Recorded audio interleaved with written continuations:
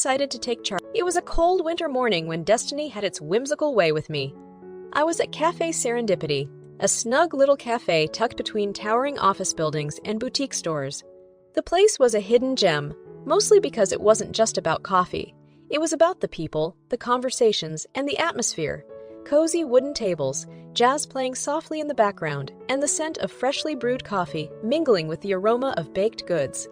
It felt like stepping into a different world, one where time slowed down just enough for you to breathe. That's when I saw him for the first time, Jack. He was wearing a tailored gray suit that perfectly complemented his dark hair and blue eyes. He looked sophisticated, yet approachable, the kind of man who read the Wall Street Journal and comic books with equal enthusiasm. He was staring intently at his laptop, a frown etched on his face, but the moment our eyes met, the frown melted into a warm, inviting smile. A smile I would come to know and love, a smile that would be my comfort and my undoing. "Is this seat taken?" he asked, pointing to the empty chair across from me. "No, not at all. Please, have a seat," I replied, trying to seem casual despite the butterflies performing gymnastics in my stomach. As he sat down, he closed his laptop and gave me his full attention, a rarity in this digital age. "I'm Jack," he said, extending his hand. "Caroline," I replied, shaking his hand. There was an undeniable spark, a current that flowed through that simple touch, a promise of things to come. We began talking as if we were long-lost friends, rather than strangers.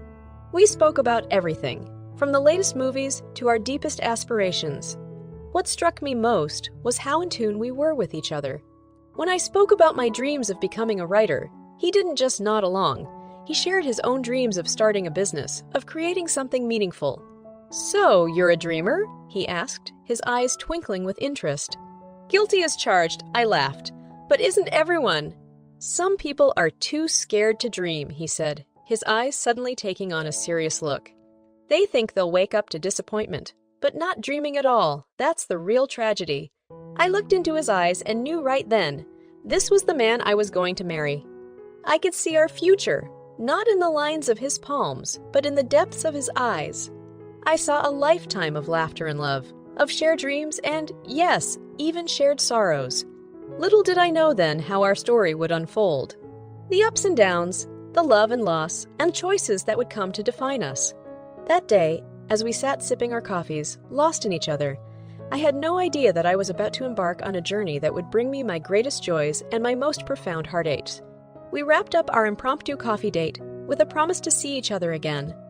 As I watched him walk away, I felt a strange mix of elation and anticipation, like a book you can't put down, a story you can't wait to unfold. But stories are funny things. They have their own logic, their own timelines. And no matter how carefully you read, you can never quite predict the ending. As I sat there, thinking about the incredible man I had just met, I couldn't have imagined the twists and turns our life would take. But even if I could have seen it all, the good and the bad, I would have chosen him again and again. Because sometimes love isn't about happy endings. It's about the story you write along the way. And our story, for better or for worse, was just beginning. That winter morning at Cafe Serendipity wasn't just another day. It was the prologue to the rest of my life. It was beautiful, it was magical, and it was irrevocably flawed. Just like us, just like everyone. And yet, I wouldn't have had it any other way. And so began the tale of Caroline and Jack, a tale of dreams, love, and unforeseen complications. A tale that was mine to tell and mine to live, a tale that was far from over. Its pages yet to be written, its ending yet to be known. Life often has its own plans, disregarding our neatly crafted visions of the future. 2 years into our marriage, my father Thomas passed away. He was a steadfast man, full of integrity and wisdom, a true cornerstone in my life. His death felt like a personal earthquake, shaking the very foundation of my existence. I was in my office when I got the call. It was my mother's voice on the other end, shaky and subdued. "Caroline, your father. He's gone.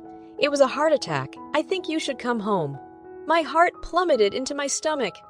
I couldn't speak, couldn't breathe. My eyes filled with tears, and my vision blurred. I don't remember hanging up the phone, or even how I got home. I was on autopilot, every action a blurred sequence, every thought consumed by a terrible void. When I walked into my parents' home, It felt empty despite being filled with people. Relatives, friends, neighbors, all offering condolences, their words forming a sort of melancholic background noise. Amidst the sea of grieving faces, I saw Jack, his eyes filled with concern and love. He wrapped his arms around me, but the warmth I usually felt was overshadowed by the chill of loss that enveloped me. The funeral was a solemn affair. A misty mourning seemed to mirror our collective sorrow. Jack was by my side throughout, offering silent support. I stood beside my mother as we lowered Daddy into the earth, my heart sinking with each clump of dirt that hit the coffin. In the weeks that followed, I found myself sorting through my father's affairs. Amid the fog of grief, a lawyer informed me of my inheritance, a sum of $5 million, a financial legacy my father had left behind for me. "Your father was a wise investor, Caroline," the lawyer said, handing over the documents. "He wanted to make sure you were taken care of." I looked at the papers and then at Jack, who was seated next to me. An idea formed in my mind, a way to honor my father and surprise Jack at the same time. I made a decision then, one that was meant to bring joy but ultimately complicated things in ways I couldn't foresee. "I'd like to keep this a secret for now," I whispered to Jack as we left the lawyer's office. "I have something special in mind, a surprise." Jack looked at me, a bit puzzled but trusting. "All right, if you think it's best. You know I'm here to support whatever you want to do." "I know, and I love you for it," I replied, squeezing his hand. The $5 million felt like both a blessing and a burden. A blessing because it offered financial security, and a burden because no amount of money could fill the void left by my father's absence. Still, I believed I could use it to create something beautiful, a dream home for Jack and me, a sanctuary where we could make new memories, a place where we could start a family. With Jack still in the dark, I began the process. I consulted architects, visited properties, and even began initial negotiations, all under a veil of secrecy. My excitement grew with each passing day. I couldn't wait to see the look on Jack's face when I finally revealed the surprise. But as they say, life is what happens when you're busy making other plans. My grand surprise, our dream home, would remain a blueprint, an aspiration that was never realized. For unbeknownst to me, while I was planning our future, an invisible rift was forming between us, a rift that would soon turn into a chasm too wide to bridge. A fight ensued, one so severe that it unraveled the fabric of our marriage. It was one of those arguments that started small but snowballed into something larger, touching raw nerves and exposing hidden resentments. And just like that, our story took a dark turn, leading us away from the dream home I had secretly been planning and into uncharted, rocky terrain. And so my plans were shelved, my dreams put on hold. But I held on to hope, believing that love would conquer all, that we could still find our way back to each other. A hope that, as time would tell, was both my solace and my delusion. The fight was unlike any we had ever had, not just a disagreement, but a cataclysmic clash that seemed to open up fissures in the foundation of our relationship. We were both stressed, both burdened by the pressures of work and life. But instead of leaning on each other, we imploded. "You never listen to me, Caroline! It's always about what you want!" Jack yelled, his face flushed with emotion. "Listen to you! What about me, Jack? You're so absorbed in your own world that you don't even notice me anymore." I shot back, feeling my own anger boil over. And then he said the words, the ones that broke not just the evening, but us. "Maybe we're better off apart, at least for a while." The room went silent, and I could hear my own heart pounding in my ears. "Is that what you want? A separation?" My voice trembled as I spoke the words, as if giving them life would also breathe reality into this nightmare scenario. "I think it's for the best. We need time to think, to reassess," he said, looking away, unable to meet my eyes. And just like that, Jack moved out. Our home suddenly felt emptier, like a body missing a vital organ, still functioning but irrevocably impaired. I was devastated. I had lost my father, and now it seemed I was losing my husband. I spent the next 2 years in a daze, vacillating between hope and despair. I sought advice from friends, consulted relationship experts, and even went into therapy. I did everything I could to save my marriage, but Jack remained distant. "Please, Jack, let's try again. We can go to couples therapy." "Carolyn, I've moved on. I suggest you do the same," was his cold reply. I couldn't believe this was the man I had married, the man who once looked at me as if I were his entire world. Now, I was just a chapter in his past, one he seemed all too eager to close. Every ignored call, every unread message was like a dagger in my heart. I felt discarded, irrelevant. And the inheritance, the $5 million that was supposed to be a happy surprise. It became a taunting reminder of happier times, of dreams unfulfilled. I felt like I was sinking, my emotional buoyancy depleted. But as I hit rock bottom, something within me stirred.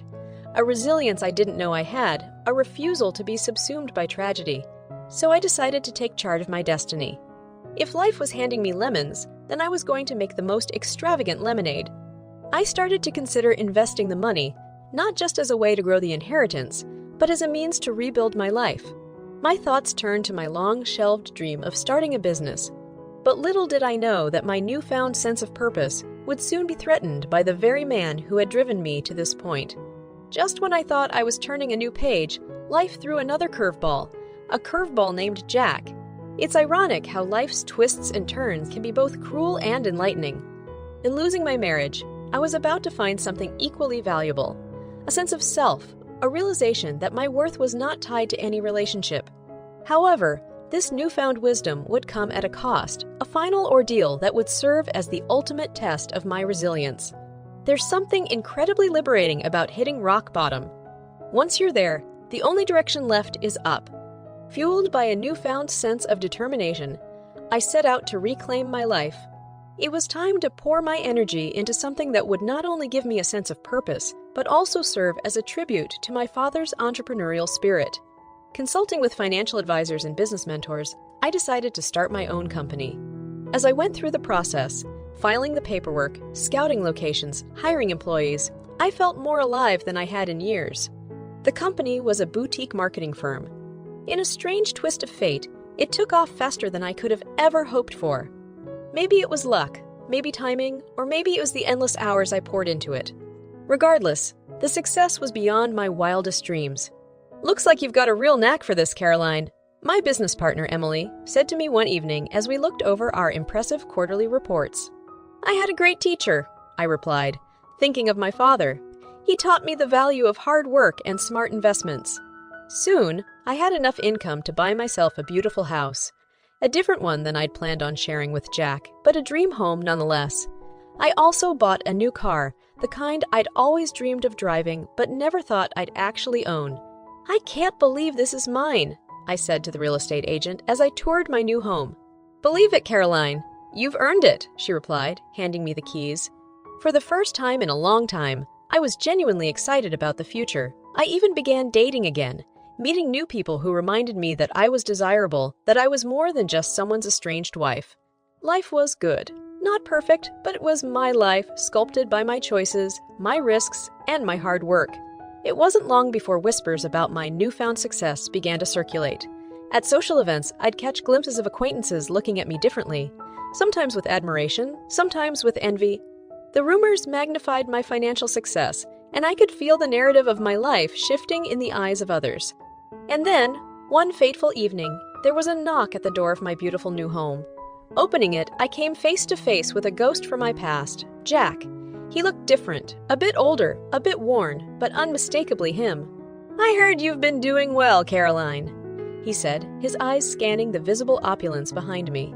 "Well enough," I responded cautiously. "I think it's time we talk about the division of assets," he said, getting straight to the point. "I was thinking you could give me $1 million. That should settle it." My heart sank, but only for a moment. $1 million! Was that all I was worth to him now? A sum of money. The audacity of his request angered me, but it also fortified my resolve. I looked at him, not with the love that once filled my eyes, but with a newfound clarity. "If that's what you're here for, then you're wasting your time," I said, my voice laced with a finality that surprised even me. It was a pivotal moment, a crossroads where my past and my present intersected. As I closed the door on Jack, both literally and metaphorically, I felt the final remnants of my old life slip away, making room for the new life I had built. I was no longer just Caroline, the heartbroken wife. I was Caroline, the successful businesswoman, the homeowner, the survivor. But life had one more twist in store for me, a final act in this tumultuous drama. Little did I know that my resolve would soon be tested in a way I never anticipated. in a place I never expected, a courtroom. After that uncomfortable encounter with Jack, I found myself pondering the complexities of human behavior, how someone you once shared your life with could turn into a complete stranger. As I was buried in my thoughts, my phone buzzed. It was a message from a lawyer, signaling the opening salvo of what would soon become a legal battle. Jack was filing for divorce, and not just that. He was also claiming half of my assets, half of my hard-earned success. The audacity of his actions left me flabbergasted, but I wasn't about to roll over and let him take what I had built. "Do you think he has a case?" I asked my lawyer, Andre, as we prepared for the court proceedings. "Marital laws can be complex, but in this case, you have a strong point in your favor. Your company and assets were acquired after the separation. He doesn't have a clear-cut claim to it," she assured me. That did little to ease my anxieties as the day of the court hearing approached. The courtroom was cold, impersonal, a sharp contrast to the warm vision of home I had once planned to create with Jack. As I sat there, waiting for the judge to arrive, Jack caught my eye. For a moment, I saw a flicker of the man I had fallen in love with.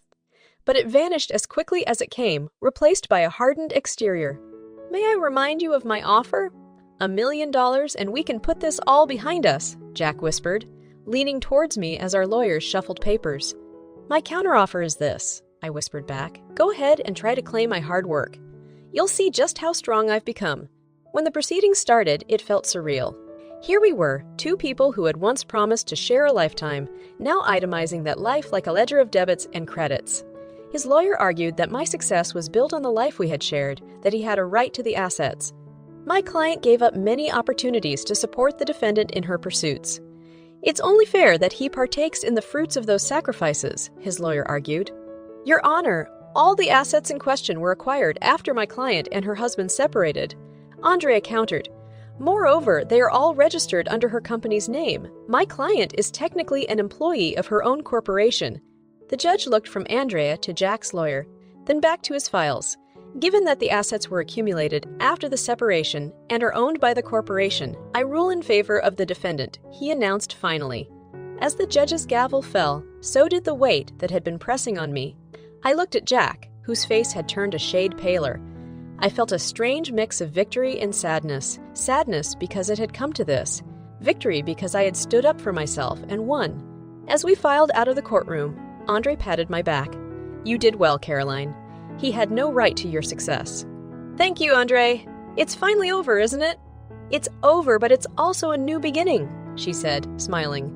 As I walked out into the sunlight, papers in hand, I felt like a massive chapter of my life had finally come to a close. But more importantly, a new chapter was about to begin. A chapter where I was the author of my own destiny, the master of my own fate. I had weathered the storm, and I was stronger for it. And as I sat in my car, taking a moment to absorb it all, I found myself laughing, a deep, liberating laugh that echoed through the empty car. The whole ordeal, from the euphoria of love to the depths of heartbreak, and now to this moment of triumph, felt almost Shakespearean in its drama. But as I drove away, I knew that my story was far from a tragedy.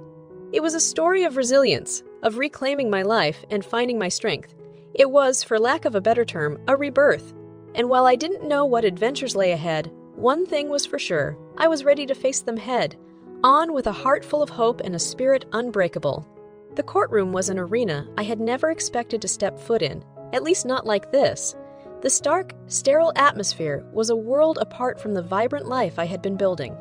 As I walked in, each step seemed to echo with a gravitas, reverberating off the walls, announcing the gravity of the moment. Andre, my lawyer, seemed unflappable as ever, her briefcase in one hand and a reassuring smile on her face. "Ready?" she asked, looking at me. "As I'll ever be," I replied, trying to muster a smile. We took our seats, me at the defendant's table, staring across the room at Jack and his lawyer. Andre had prepped me well.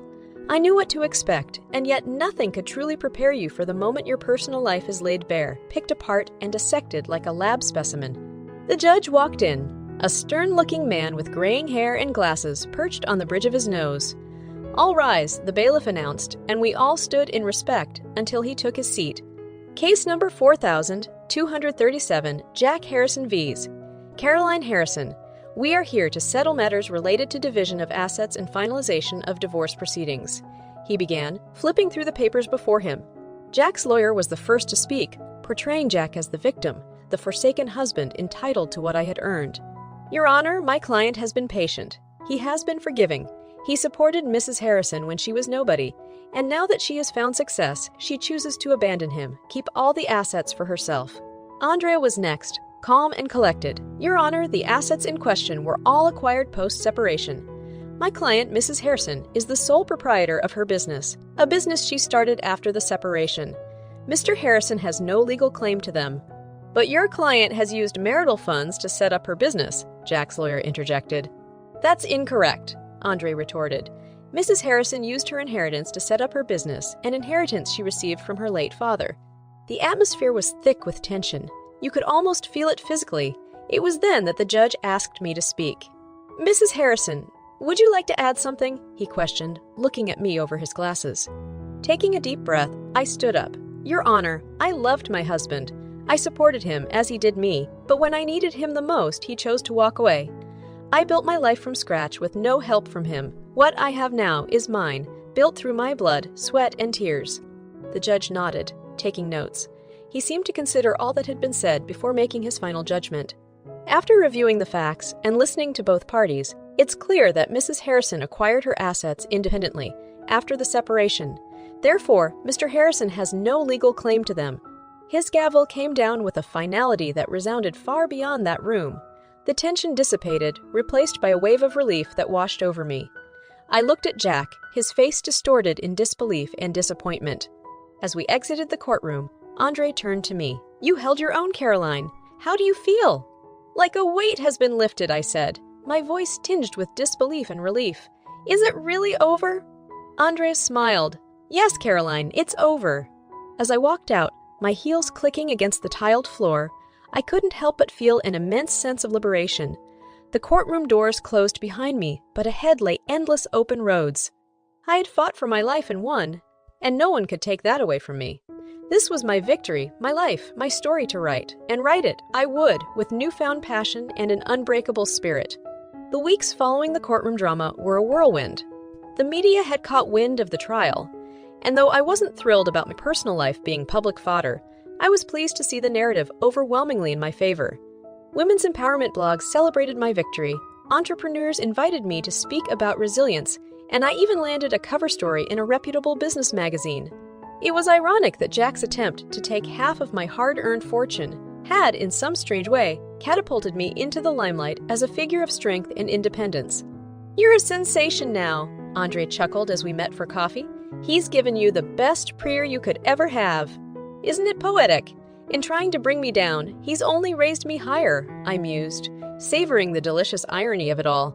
My company was doing better than ever, and the home I had purchased felt like a sanctuary, filled with peace and solitude.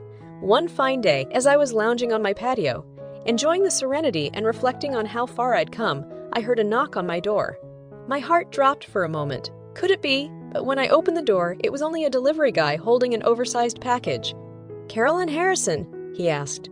"That's me," I confirmed, curious about this unexpected parcel. As I opened it, I couldn't contain my laughter. It was an exquisite painting I had once admired during a European trip Jack and I had taken early in our marriage. He had always promised to buy it for me, but never did. Now here it was, with a note attached. "Consider this a late wedding gift. All the best, Jay." Was it guilt? An attempt at closure? Whatever it was, I found it amusing. In one final bizarre act he had chosen to give after trying so hard to take from me, I invited Andre over that evening to share a bottle of wine and admire the painting. "Do you think he's regretting it now?" she asked, examining the artwork.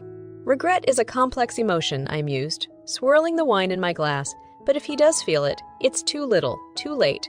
As the sun set, casting its warm golden glow over the room, we toasted. To new beginnings, to the lessons learned, and the promising journey ahead. The painting, a vivid tapestry of colors, now adorned my wall, a poignant reminder of my past. But unlike the past, it didn't haunt me. It only added to the richness of my present. I had the last laugh, quite literally. The ordeal had taught me more about my own strength than any other experience ever could. I felt invincible, capable of taking on any challenge life would throw my way. If Jack had re-entered my life to test that strength, he had certainly accomplished that,